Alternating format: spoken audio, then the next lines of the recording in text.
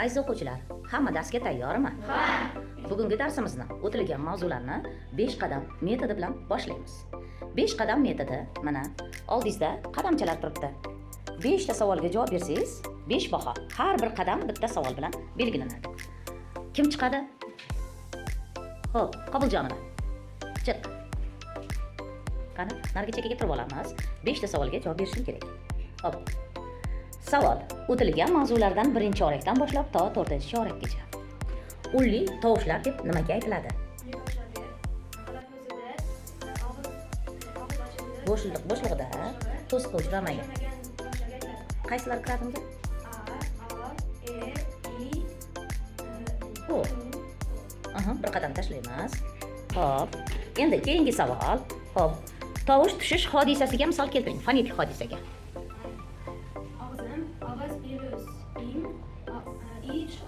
Og'zim. Barakalla. Ikkinchi qadam tashlaymiz. Uchinchi savolimiz. Xo'p. Savol: fe'l so'z turkumi deb nimaga aytiladi? Fe'l so'z turkumiga shaxs va narsaning harakatini bildiradi. Harakati va holatini bildiradi. Qanday so'roqqa javob bo'ladi? Nima qildi, nima qilyapti, nima qilmoqchi? So'roqlarga javob bo'ladi. Barakalla. 3-qadamga yetib keldi. Xo'p, 4-savol. Fe'lning zamonlari nechta? Fe'lning zamonlari 3ta. Ular o'tgan zaman, hozirgi zaman, kelasi zaman. Barakalla. Xo'p, fe'lning bo'lishsiz shakliga misol keltirchi. Fe'lning bo'lishi shakli Qanday bo'ladi bo'lishsiz shakli? Qaysi qo'shimcha bilan? ma qo'shimchasi. Barakalla. Misol keltiramiz. Qilma. Gap tuz. Sen u ishlaringni Qilmading. qilmading. Barakalla. Aziz o'quvchilar, mana 5 ta qadam, ya'ni 5 ta savolga javob berdi. Barakalla. O'tir. Qayrat, tayyormisan? 5 qadam metodi tushunarlimi? Xo'p, gap bo'laklari, gapning bosh bo'laklari qaysi? Ega kesim. Barakalla, bir qadam tashlaymiz. Xo'p. Ikkinchi savol. Lab undoshlari qaysilar? M, B, F, F va B. Barakalla.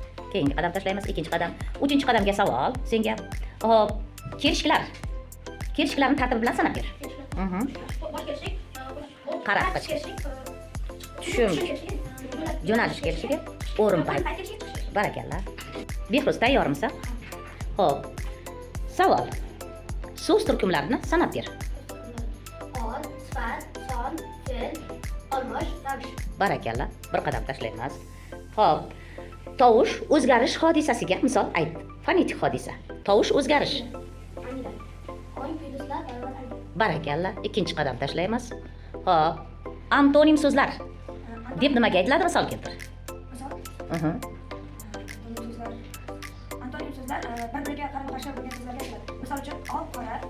Yaxshi, barakalla. Bir qadam oldinglar.